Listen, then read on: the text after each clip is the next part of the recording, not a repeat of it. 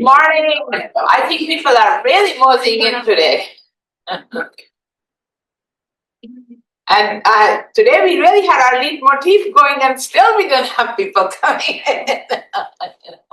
So, good morning, everybody. It is a wintry day today in Northwest Arkansas. Winter has arrived, but it is not snowing still, and it is actually quite a nice day. It is a bit crisp. So those of you who are on Zoom and are not here, you get a weather report every Friday from this corner of the university, from IQR building, of what's going on outside. My name is Ranu Jang. I'm the founding executive director of the Institute for Integrative and Innovative Research. And I'm thrilled to welcome everyone, those of you in the room, those of you on Zoom. And this is today our final event for the speaker series for fall 2025. Can't believe the year really flew. So before I introduce our speaker, again, let me share a little bit about IQR. As many of you have heard, and if you have not heard, our mission is to pioneer solutions to wicked problems. And how do we do that? By doing convergence across sectors of disciplines, of bringing business together, policy together, all of those sectors together to find answers to these not so easy problems that you will hear about today of, complicated, no single answer. And of course, our bold vision is that we will be recognized as the convergence leaders for societal impact of solving these problems. And there are 5 words and ideas that we go by, and by now, hopefully, everybody has those, 5 word memory: integrative, convergence, economic development, moving things to be at scale and meeting the society. Right. So now I want to introduce to you Dr. Ramkumar Menon, our guest speaker today. Fascinating dinner conversations yesterday night.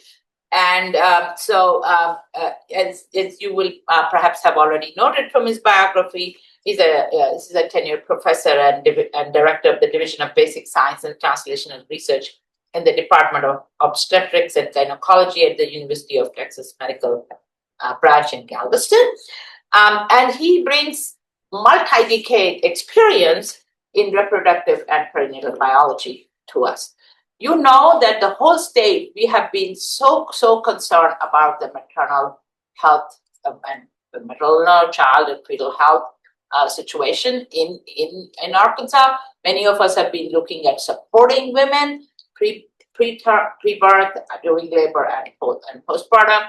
You know that we have a whole UMS Pearl which just got a whole COBRA center.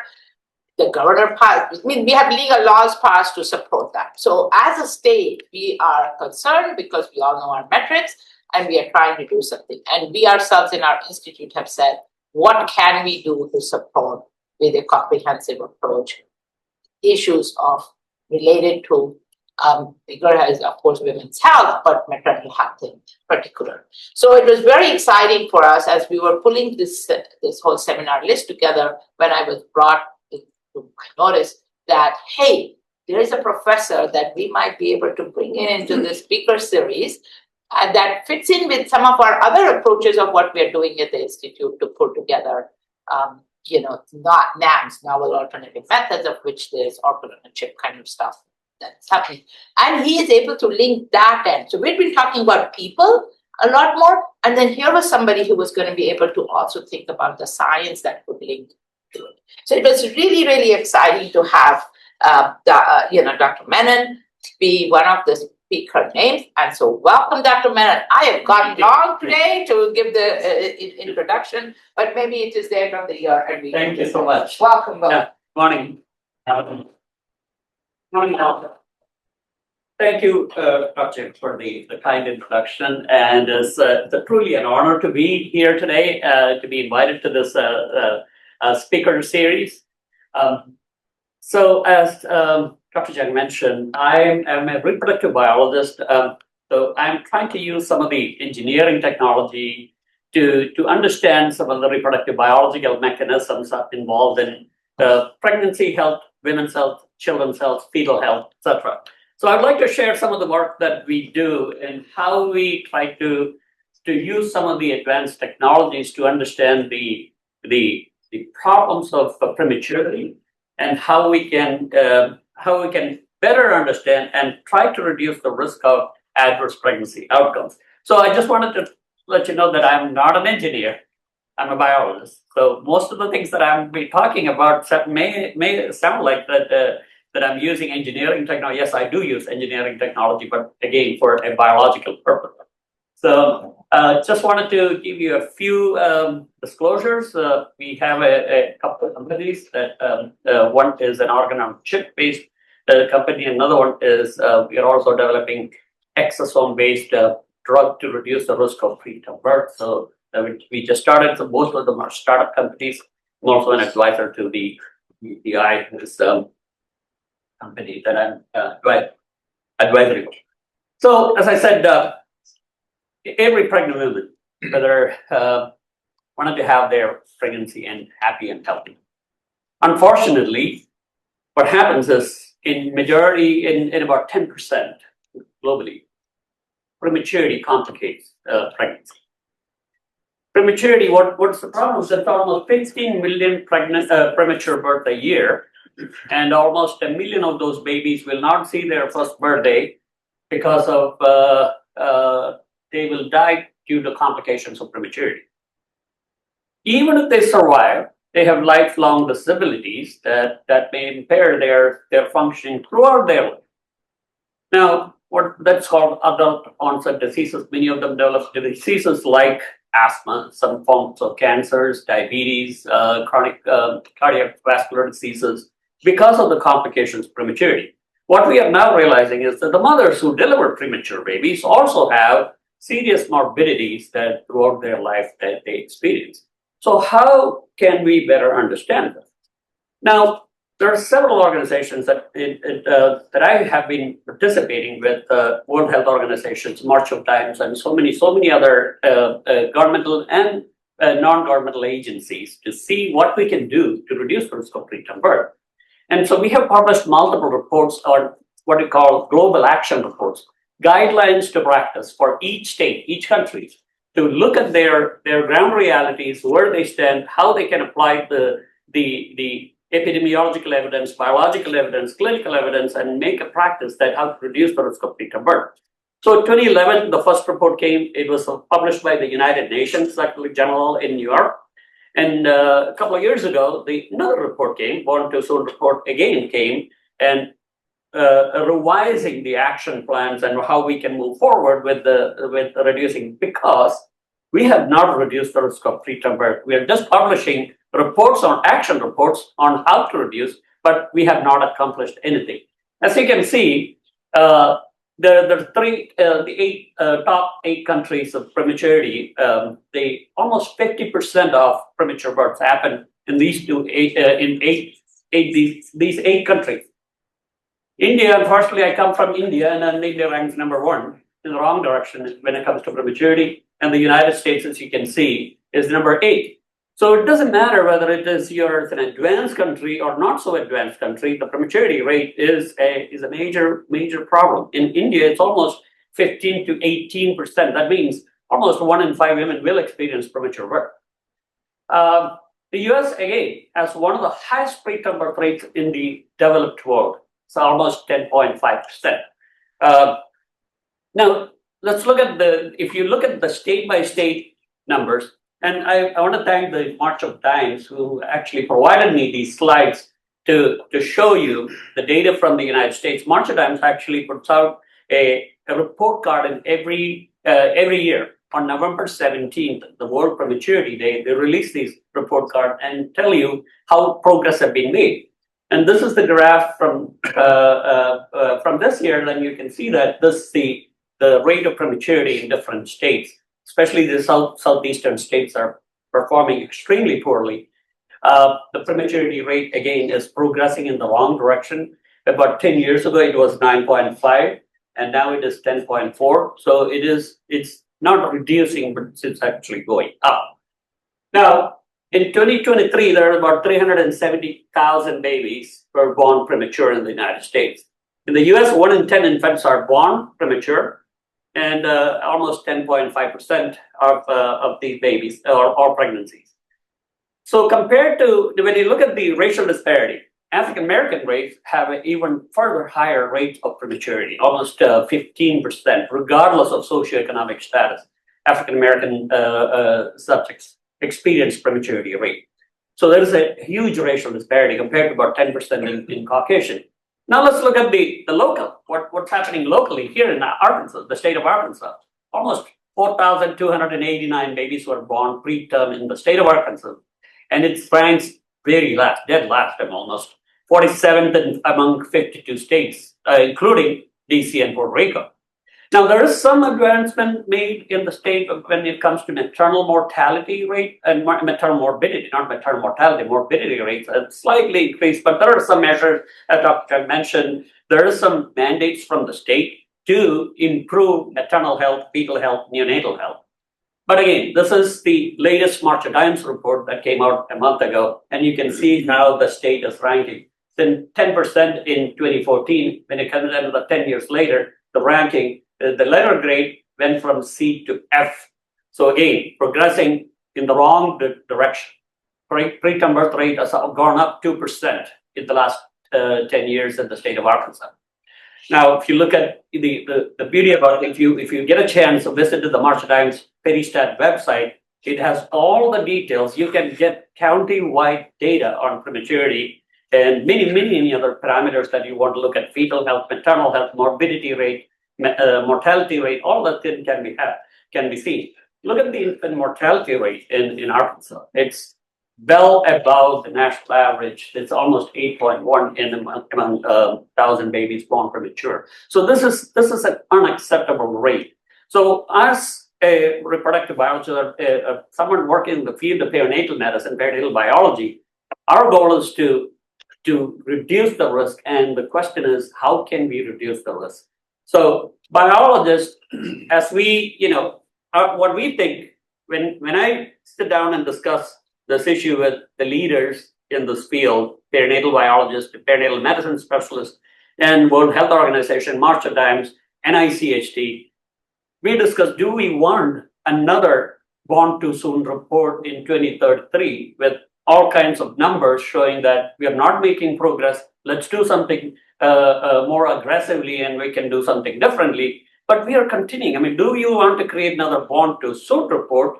Or maybe we wanted to change that to say that we have done something to address this issue and we can make this report born on time. So that's the goal that we wanted to accomplish. And in the next 10 years, that is what we tried to do. And this technological advancement that we are making in the field, in every medicine field, and I think that we should start applying that to reproductive medicine, pregnancy health, and see whether we can achieve the goal of born on time in the next 10 years. So how do we do this? How a basic scientist or basic science lab can translate this into achieving the goal of reducing the rate of premature birth. So I'm going to give you a couple of examples of how we are doing this at the University of Texas Medical Branch in Galveston in the Department of OBGYN. So we have a division for basic and translational research, and we have established 2 centers. And these 2 centers have very distinct guiding principles when it comes to doing fundamental basic science. And so I'm going to get into that today. So if you look at, so we start with the fundamental problem of what causes prematurity, what leads to preterm birth. And it is a major challenge to understand because there are 2 individuals in one body. That's the major problem that we are dealing with. 2 independent physiologies in one body. But they coexist 90% of the time, 90% of the cases, they coexist very harmoniously for almost 10 months until the fetus is delivered. But in 10% of the cases, in the state of Arkansas, 12% of the cases, they do not coexist harmoniously for 10 months. And that's what leads to preterm birth. If you look at this picture, it's a very complex phenotype, prematurity. Because starting with the 2 individuals, starting with multiple organs involved, multiple physiological, endocrinological, immunological, mechanistic mediators involved, this becomes a very complex phenotype. Now, if you divide this picture, you can have a mother on one side, fetus on the other side. If you look at preterm birth interventions, if a woman is coming to a clinic, into a maternal-fetal medicine clinic for experiencing preterm labor, the interventions are directed to the mother. Almost all the interventions are treating the mother because that's where the symptoms are always shown. The mother is in labor, the immediate goal is stop labor or delayed labor and delivery. What about the fetus as a patient? If the fetus is involved in this mechanism, fetus is also a patient, are we treating the fetus? The answer is no. We do not have an intervention to treat the fetus as a patient. So from a biological point of view, a basic scientist point of view, we have two patients, and are we treating the right patient? Do we understand who is the patient? In some cases, it is the mother. In some cases, it is the fetus. In some cases, it's both of them are the patients. Do we have a mechanism or a way of identifying who initiated this, who started this, who is ending this? If we do know that the mother is the problem or the fetus is the problem or combination of the two are problems, we can potentially design the intervention strategies to where the problem has started. If it is the fetus, we have to address the fetus as a patient. So that's the scientific premise that we can say that this is where we need to start. Now, we start when it comes to the biology of this, you can see that there are several organ systems that maternal and fetal, starting with the vagina, the cervix, the uterus, and the placenta, the fetal membrane, and then the fetus itself, the amniotic fluid where the fetus is actually staying for almost 10 months. These are the organs that we have to study.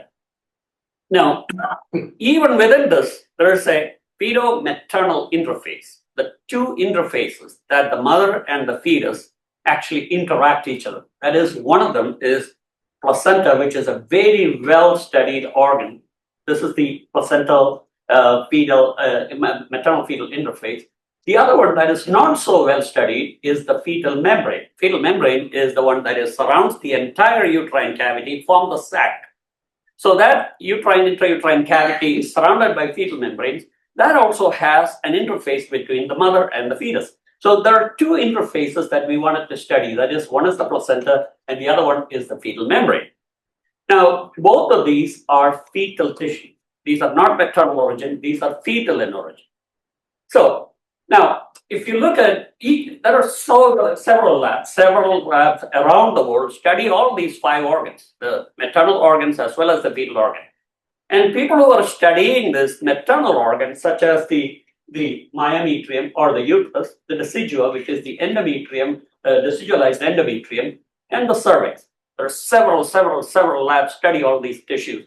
They can call preterm birth as a disease of the mother, because they identify all these pathways. And again, this is just a summary of thousands of literature or even more, and summarized in this just particular cartoon. And each, again, decidua, there are several labs study decidua, many labs. We discussed about cervix yesterday. There's several labs study cervix, and there are several mechanisms that we already know what happens in cervix. So if you study one of these organs, you can say that it is a disease of the mother. Now, people who are placental biologists, if you ask them, they will say that preterm birth is the disease of the placenta, because they have identified an innumerable number of mechanisms that can go wrong in the placenta that can lead to preterm birth. Now, my lab is very much interested in fetal membrane, and I think that the preterm birth is a disease of the fetal membrane.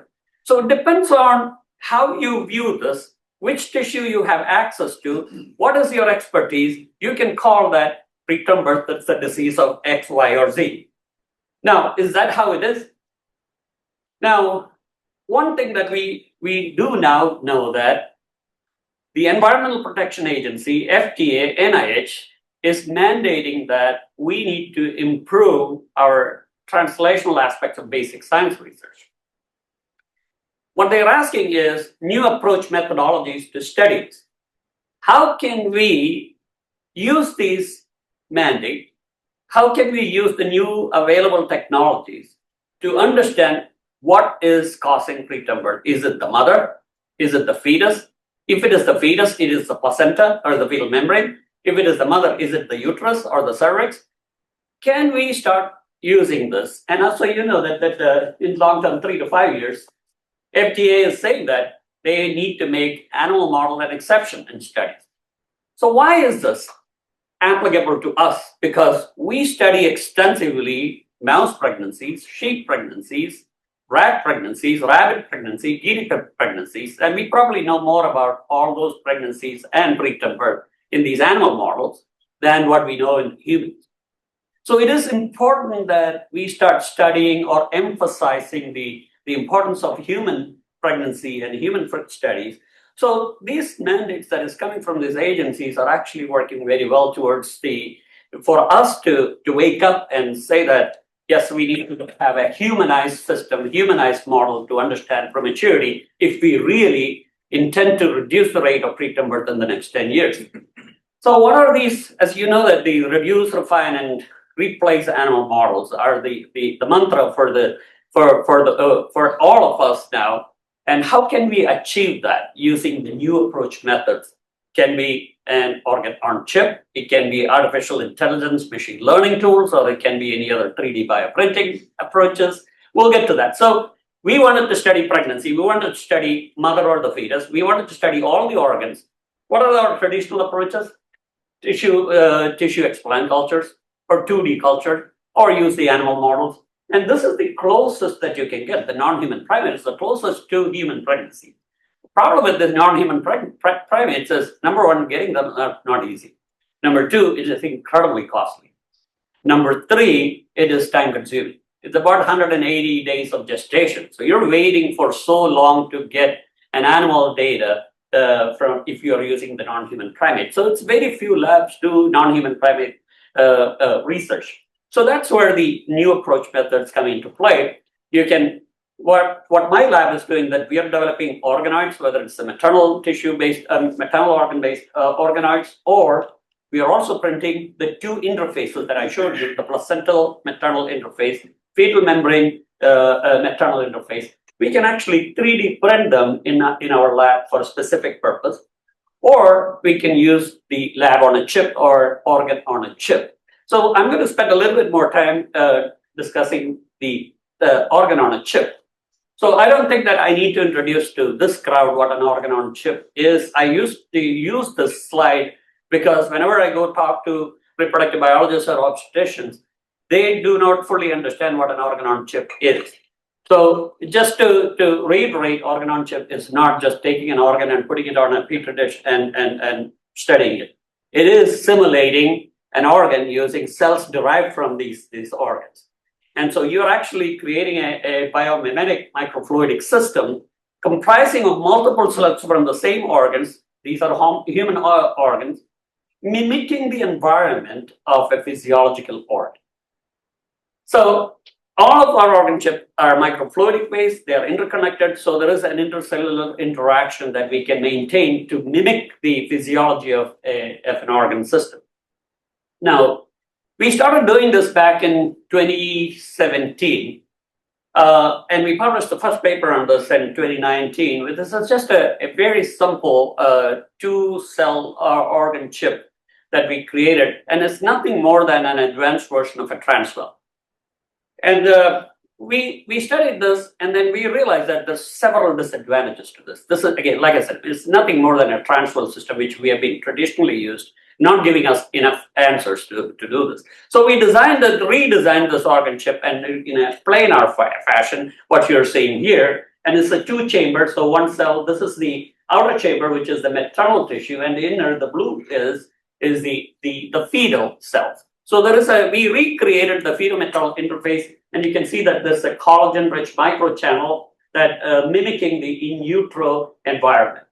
And so after this, we thought, 2-chamber is still not enough because we wanted to advance it further. We wanted to create the entire human fetal membrane on a chip, and we created a 4-chamber circular device that actually has a maternal component and 3 fetal cells. So this was used extensively to study many things. We have published several papers using this for understanding the mechanism, testing some drugs.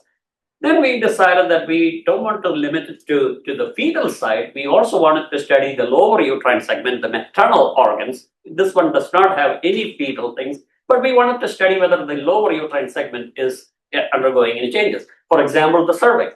So this is a vagina, cervix, and uterus chip on a chip. This is almost 6 different cell types, and again interconnected, so we can study the various aspects of human cervix. And it also has an immune component. It also has a microbiome component, because the human vagina has a very diverse microbial population. We wanted to replicate that population in there. Until we do that, we don't get the full picture of what the physiology is in the presence of microbe, in the absence of a microbe, and if there is a dysbiotic microbiota in the vagina, how is that going to impact the cervix? So that can be studied using these BCG chip. So that was published, and we used this extensively for various studies. The same year, we also developed a small a chip with a placenta on a chip.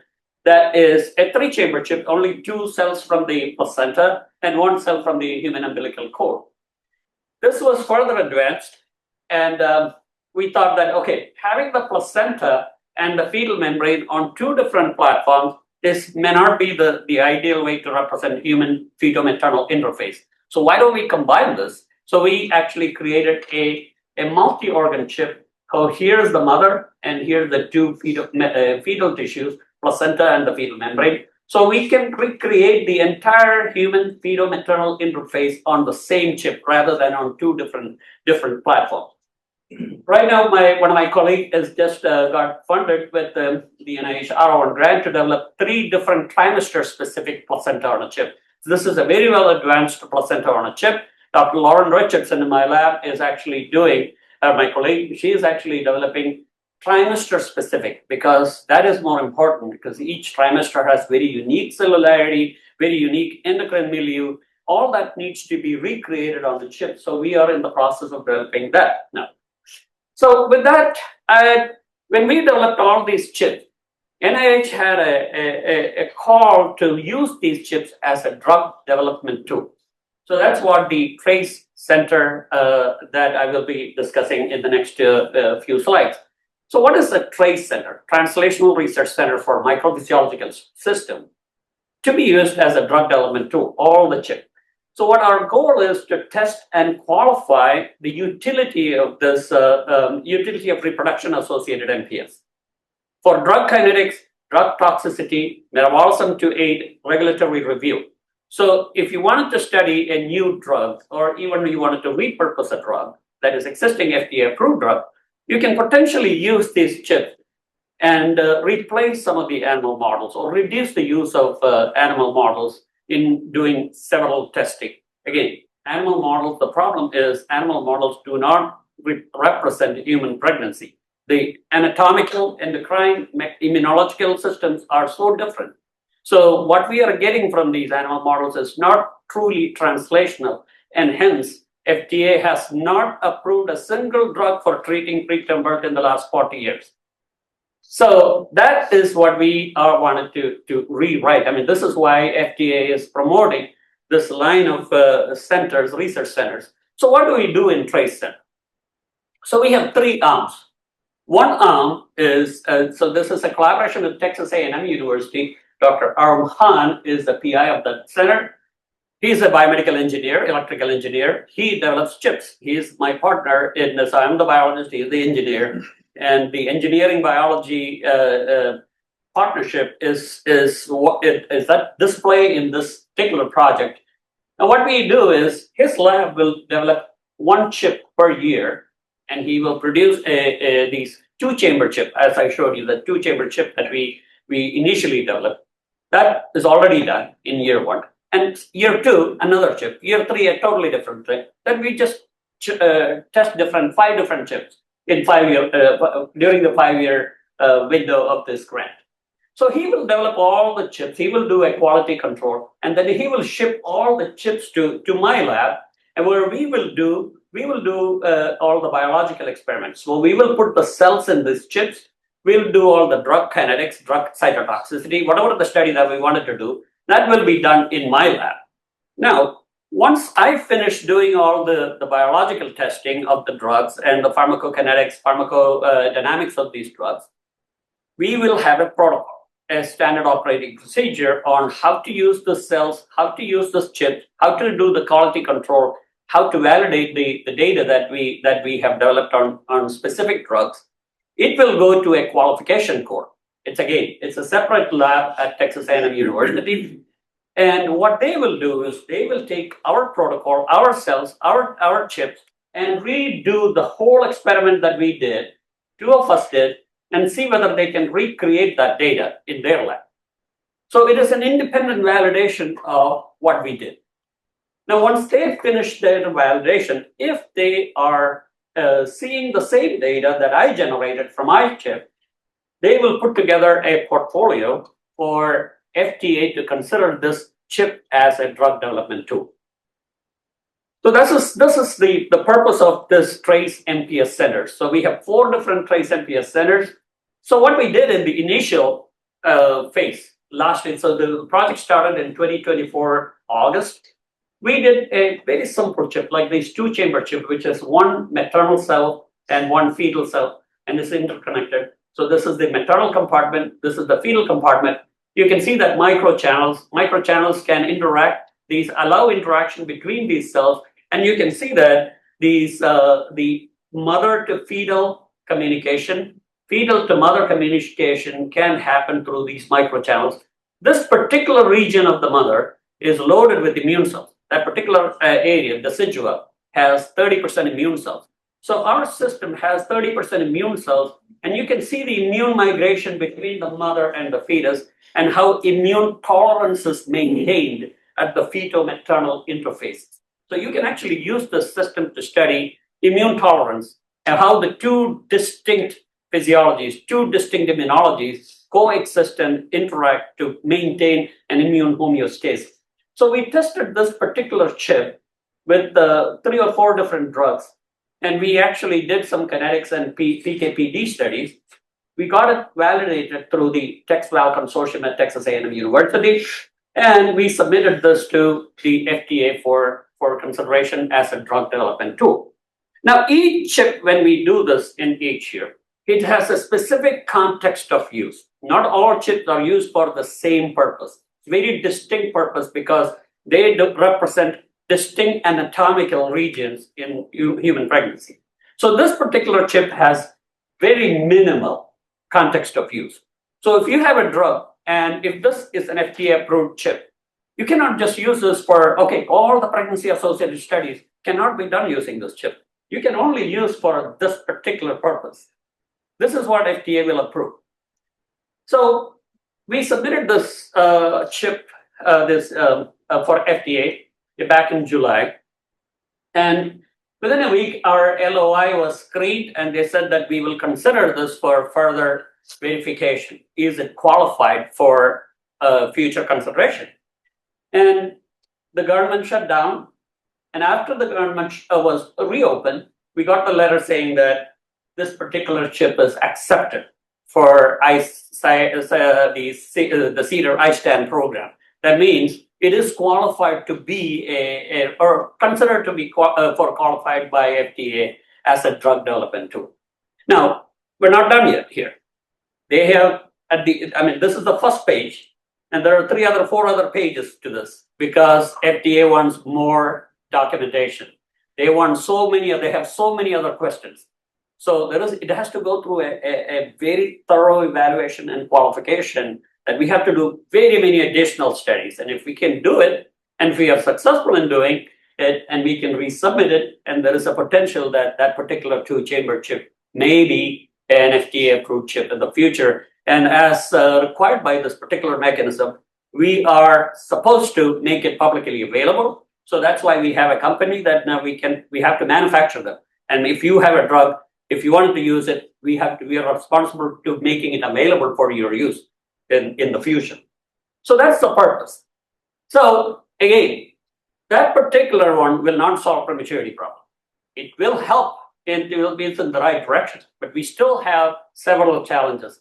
Again, the complexities of 2 individuals in one body multitudes of physiologies that interacting. So what we are trying to say is, are we looking this in the right way? So as I said, many people look at the mother as the problem. Many look at fetus as the problem. Many people look at a specific organ in the fetus as the problem. Many people look at a specific organ in the mother as the problem. We're not seeing the big picture. It is like the blind seeing the elephant. That's what, including myself, has been doing for decades. So in order for us to see the full picture, the big picture, what is the actual picture, I don't think that we can do this in silence.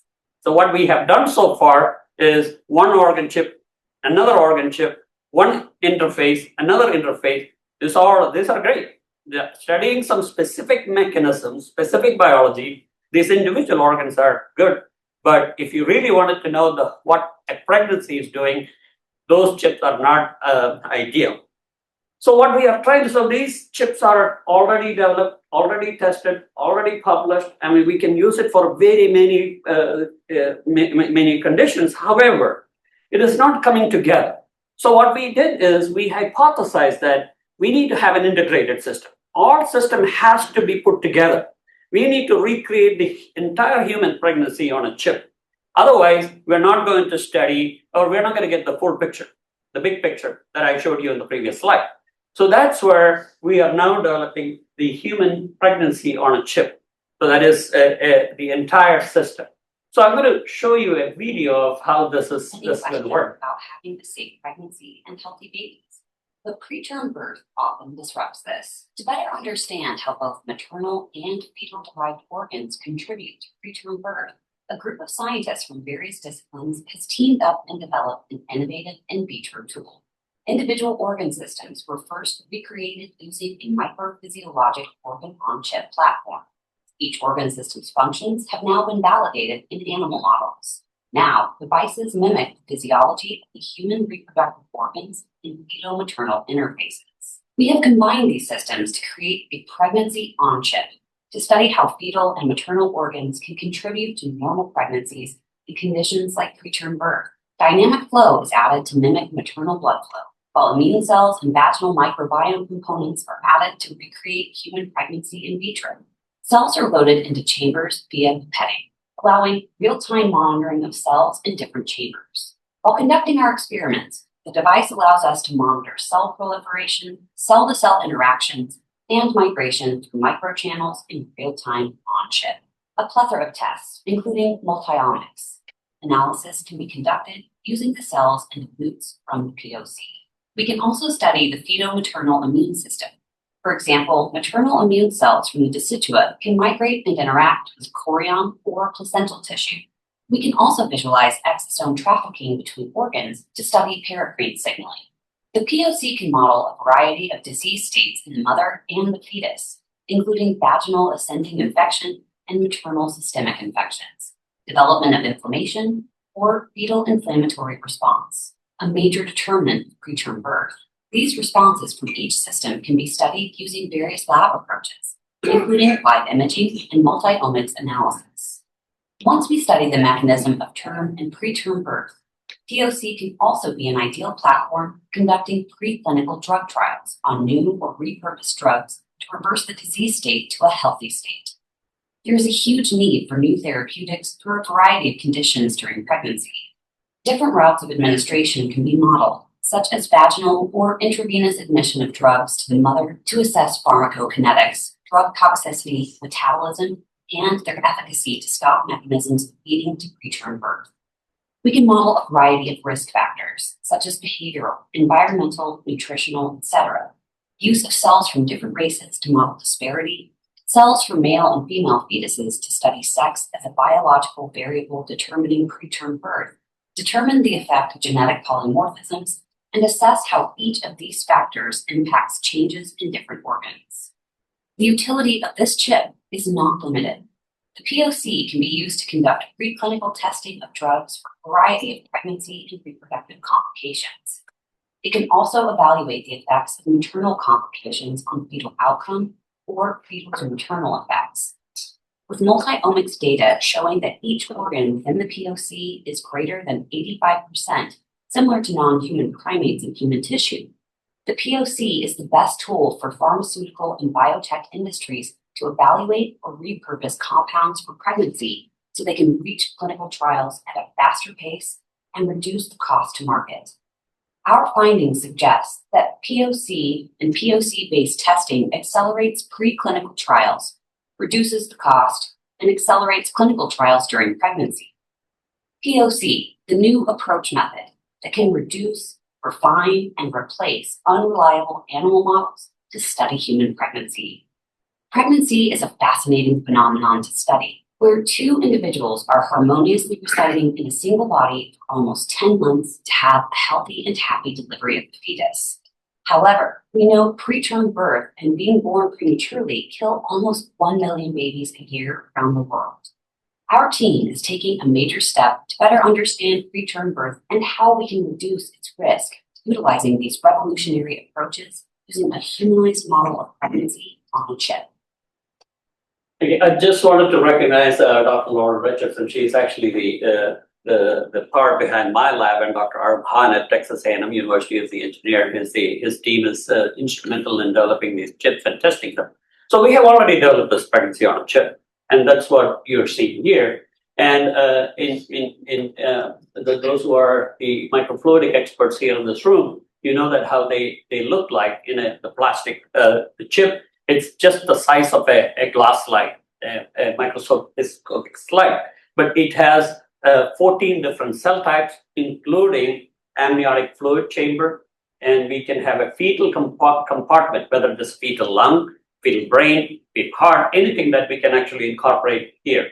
So for our initial studies, we actually used fetal brain cells to test what is going on. So it has the microfluidic arrays, pillar arrays, and microfluidic channels, all that are so from the vagina all the way to fetal brain, they're all interconnected. So if there is a change that happens, let's say vaginal microbiome dysbiosis, we can see the impact of that dysbiosis in different parts of pregnancy organs. And we can study where the problems arise, who is causing the problem. Is it the fetal disease, whether it's a maternal disease or a combination of the two, most likely the combination of two.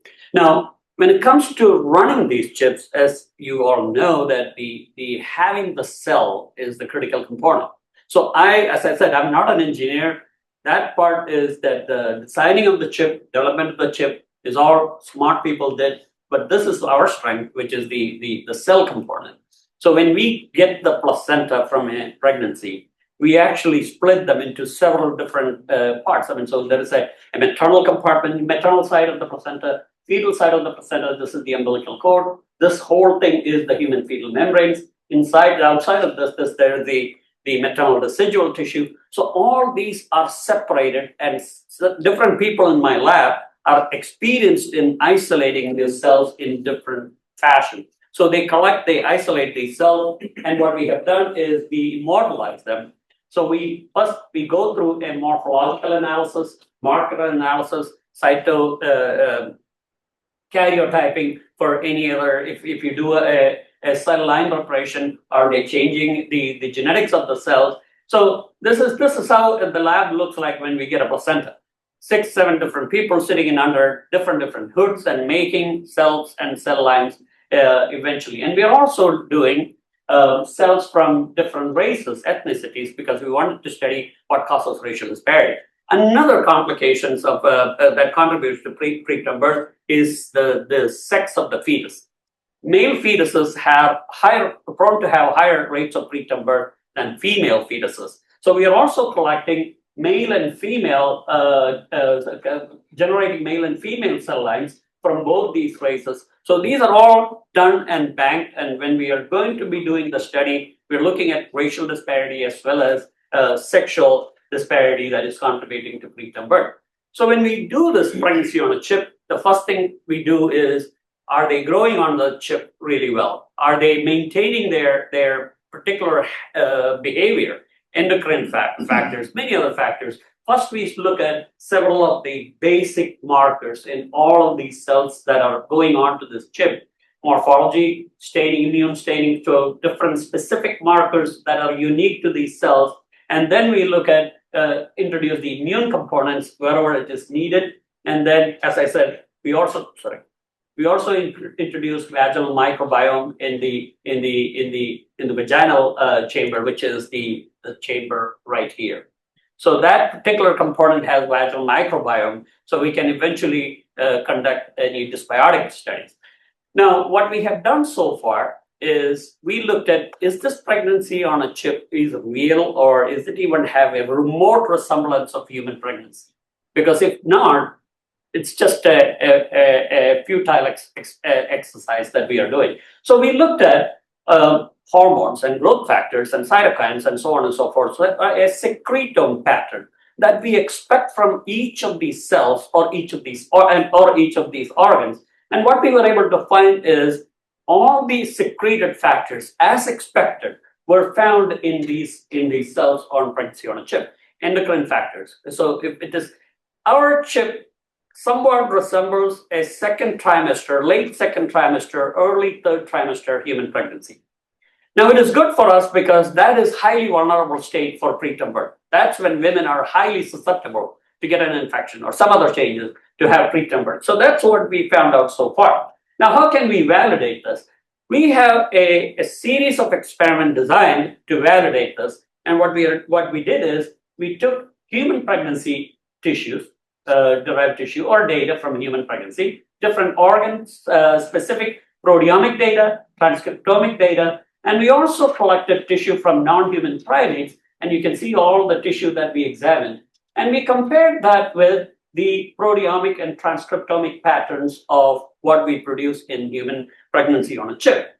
So what we found out is it's really quite good that if you look at the amniotic fluid, umbilical cord, placenta, fetal membrane, decidua, and uterus, you can see well over 90%, most of them are, or at least 75% plus similarities with non-human primate and pregnancy on a chip.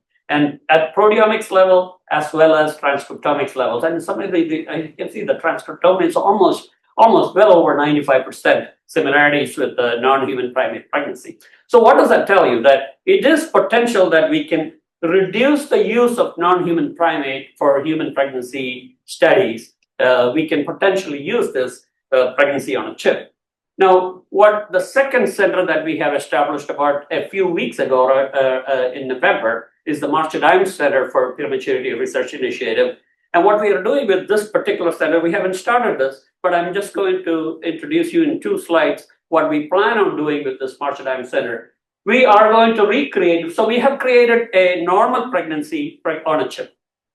What we wanted to do is create a disease state of pregnancy on this chip. So how we create a preterm labor model. So that's what we are going to do using the Marchedheim's funding that we have. Now, that's not enough because the Marchedheims also expect us to reduce the rate of preterm birth, so we have to have a clinical trial. What we have done in my lab is we have developed a drug, in-house drug. This is exosomally encoded interleukin 10, which is an anti-inflammatory cytokine. So we make these exosomes packaged with interleukin 10.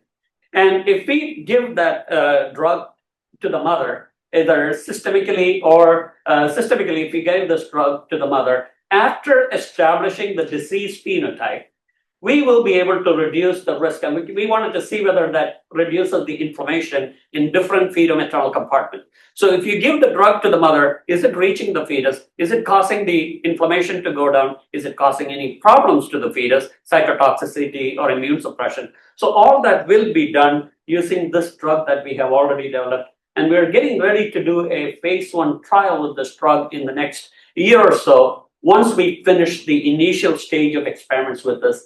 Now, we will also compare that with a preterm laboring non-human primate studies. We will do the exact same analysis to compare whether a pregnancy on a chip preterm labor model will mimic a non-human primate preterm labor model. That's not enough because it's good that we can actually have a test, but we wanted to take it a much more translational aspect because pregnancy on a chip is almost impossible to do in many labs. Even for our lab, it's quite a challenge. So what we do is we have a platform that we are trying to build using the artificial intelligence machine learning algorithm that use all these data and use all the clinical data that are already available in electronic healthcare record, and see whether we can combine this and see the mechanistic data that we generate and the clinical data that are already available in public data sets or in different clinical settings, and generate a platform, a machine learning algorithm, or educate the system and say that this particular algorithm can be used in a clinician's office. When a patient comes, he takes some clinical data or demographic data. He may have some biomarker data, or she may have some biomarker data. What the clinician can do is put that data in the system, and based on the mechanism that we know that we have fed to the machine learning, it will produce a predictive risk score for this thing. So we want to not only use the pregnancy on a chip for preclinical trials, we wanted to use the data that is coming out to create a platform to use that in clinical settings. So that's the two aspects of the March of Dimes funding that will help us to get. So eventually we wanted to have a clinician to use this app that generated using the data from pregnancy on a chip, so that it is truly a predictive aspect. Sorry. So with that, I just wanted to conclude. This is my last slide. So organ-on-chip approach to study basic mechanism is pregnancy. We are already developing. We can use that to understand pregnancy, preterm birth, and parturition. We can use that for novel drug testing or repurposing drugs. We can have these. This is not just an effort by us. It's a multi-center collaboration. Multiple people are involved. So we are excited to have such technology that is available that can potentially be translatable to reduce the risk of preterm birth in the next 10 years. So I just wanted to recognize my team here, and Laura Richardson is instrumental in developing most of the organ chips, and Outlet NTA developed the cervix on a chip. Dr. Kamala is a pharmacologist who is doing the exosome-based drug trials. Dr. Amabibi is the vaginal microbiome expert, and Dr. Jang is our proteomics, the mass spec specialist in the lab. And so all these the other young, talented postdocs and graduate students are actually working behind this. And I get to come and talk to you. They do all the dirty work in the lab. And so thank you again for having me. I really appreciate the opportunity to give you an overview of what we are doing. Thank you.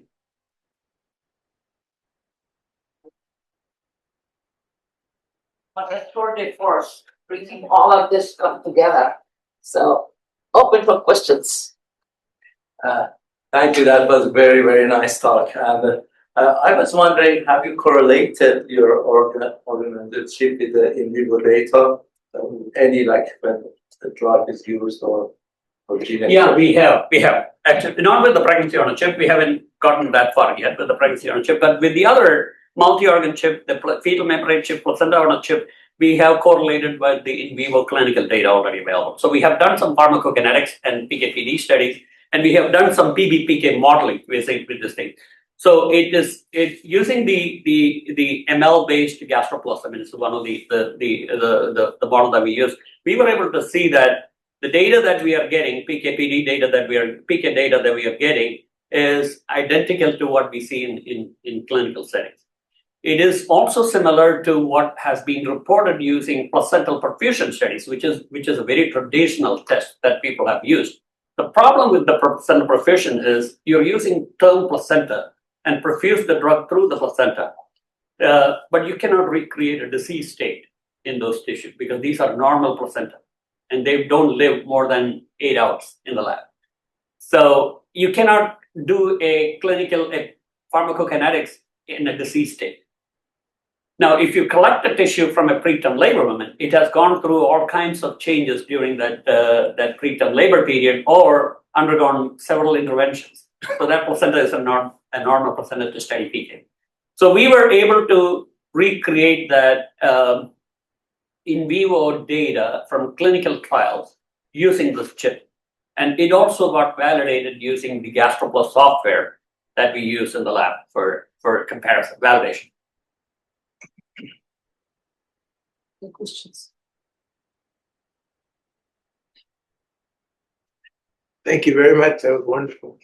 I guess one question is about the dynamics and how things change during these processes, especially at the time of preterm birth. It seems like, you know, there are things going on there that are changing very fast. That, you know, how do you approach the idea of capturing that on the chip? Yeah, so that's why we are comparing. I mean, so there are multiple ways you get. In smaller chips, we have already recreated an ascending infection model, where you can actually study the propagation of microbes or microbial antigen from one end to the other end, the kinetics of that propagation, and how each cell type can react to that propagation of that antigen. And you can actually do a live monitoring of the propagation. You can also do some you can take the elute out and look at inflammatory mediators. What we are trying to do, and this is a limitation right now, we don't have a real-time measure of these things yet. So what we would like to do is just incorporate some sensors to this chip. Can we have a sensor for measuring inflammation development? Can we have a measure of oxygen sensors to see whether there is an oxidative stress going on? Can we generate some sensors to measure the pH changes? And so for example, the vaginal chip, the pH is a critical. So we are in the process of modifying our chips to incorporate these sensors. It's a huge task. Again, this is beyond me. The engineers are working behind this. But it's a good thing that it's a challenging task. All we can do now is once the condition has generated, can we compare that to an existing data system or animal models and see whether they are mimicked? Between the compartments, you have these channels where you can get communication between the channels. Is that something that you have real-time control over? Is that something that gets designed on the chip and then it's done and you can't alter that? Real-time control, no. Once the chip is developed, it is there. Now, the control has to come from the cell-to-cell interaction. So it is what we have seen is the cells that intend to migrate to the next chamber for interaction. You can see that cell migration happening. You can see that cell in the channel. You can actually stain them. You can monitor them. We even have put some GFP cells to see whether they can migrate. So cells that are migratable, if we put GFP cells, we can see that. We have done that with exosomes quite often, actually. So exosomes are, as nanoparticles released from these cells. So we created GFP labeled cells, and the exosome coming from these cells are whatever they call them, GF or RFP this thread, and you can actually see them migrating to the next one. You can also see the changes that is happening in the recipient cells when there is immune cell trafficking. So we actually published that paper. Immune cells we put in, you can see that immune cells going, and if there is a barrier functions or there is an immune blockage by the other cell, these immune cells actually come back to where they started. Now, if there is a compromise of the immune system, you can see that they go back and stay there. So that kind of monitoring can be done, not to the extent that you're actually asking. I think it's fascinating how you're organizing this and then chip. I have few questions, but we can discuss it when we go to the tour actually. First, I would like to know which immune cells are we talking about here? Like there's a variety and it correlates to different diseases. So is there any particular immune cells you're doing or a bunch? Yeah, so we actually collect immune cells from the decidual immune cells. Like I said, the decidual tissue is about 30% immune cells. We actually collect those immune cells. We have a way of isolating those 30% immune cells, and then we can put that on the chip. Now, that's a little bit complex because when these 14, 15 cells are growing together on a chip, you don't have time to wait for a placenta to come to isolate the immune cells to put it on. So we are actually using THP1 cells for macrophages, neutrophil cell lines, lymphocyte cell lines, and NK cells, cell lines. These are the cells that we are incorporating now to see whether, because that actually represents that immune milieu that you expect in the cell. So you put all these 4 cell types together.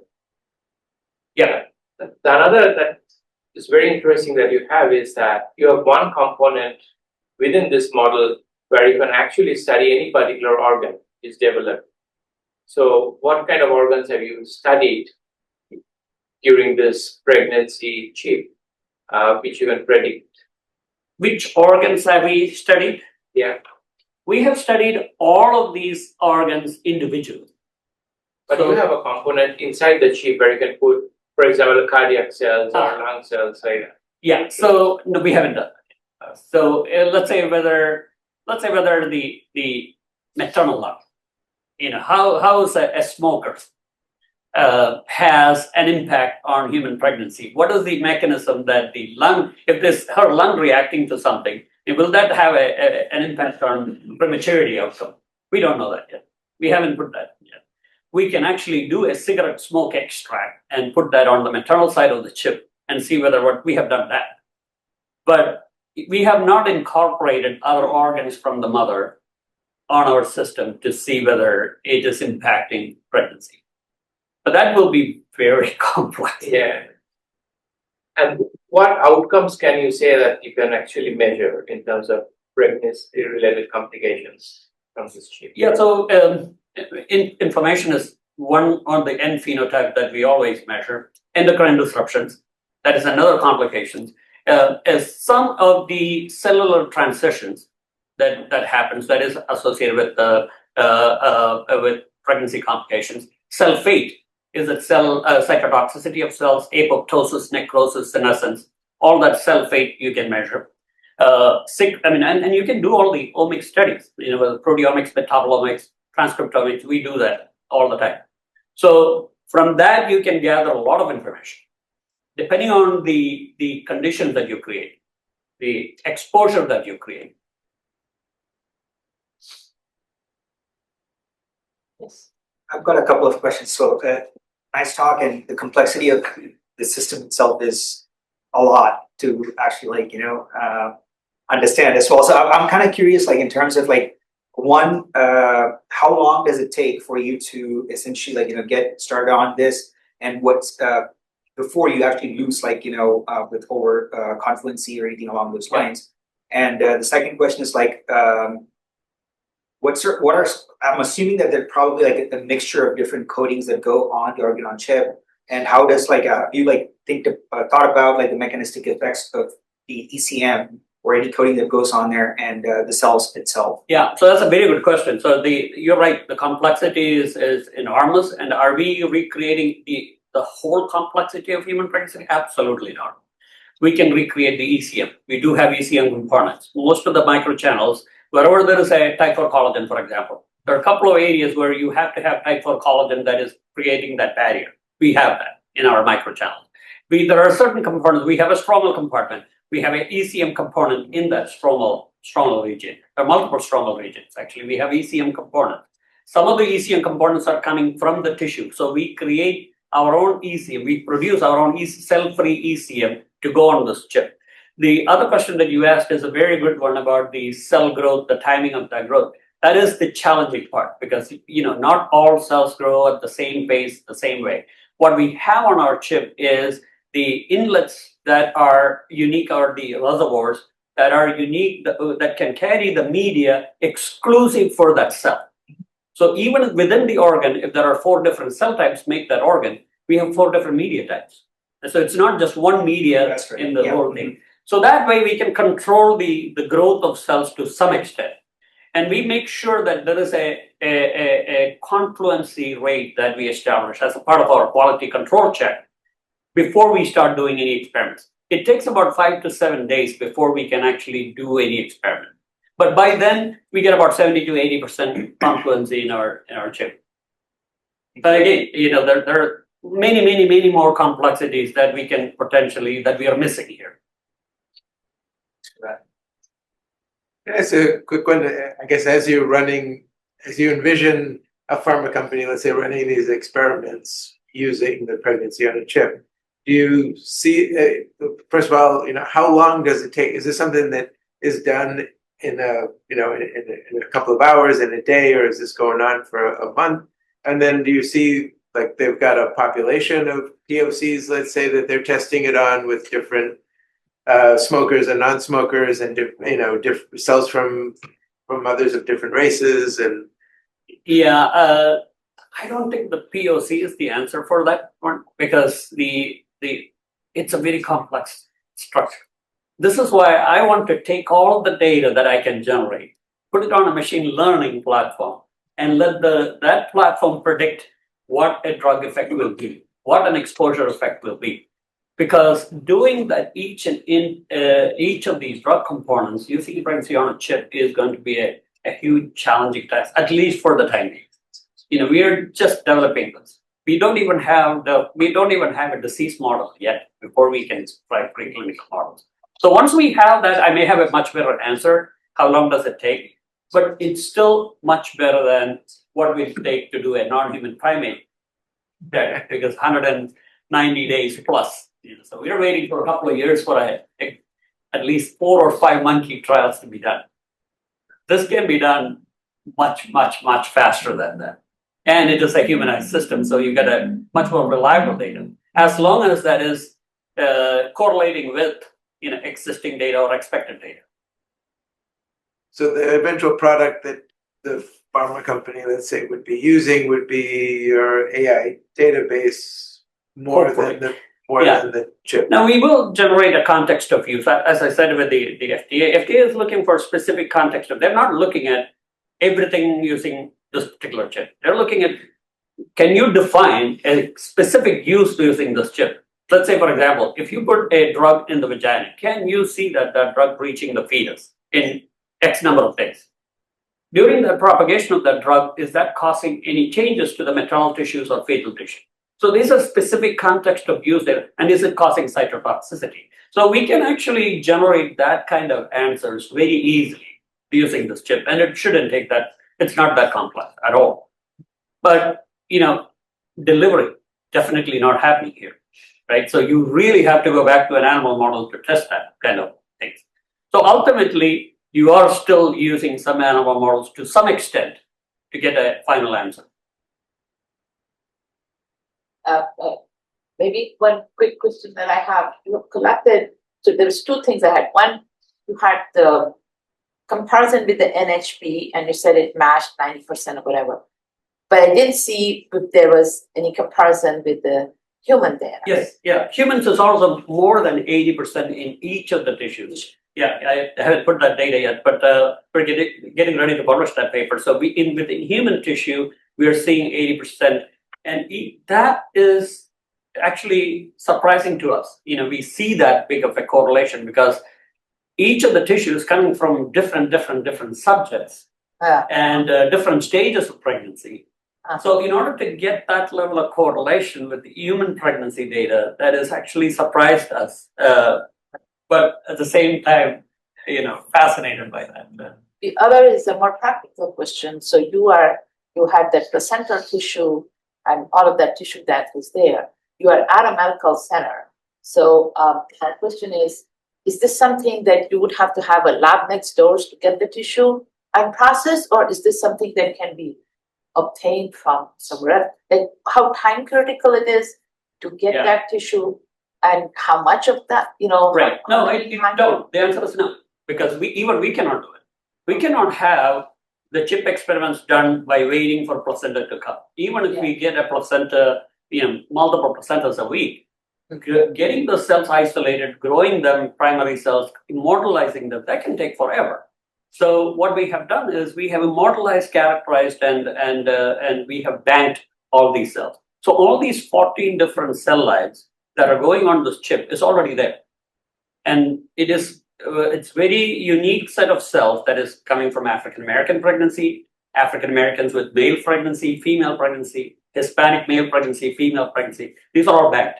It's all available. So when our chip is ready, and if you ever needed some more, then you would be able to get some other placenta. Yeah.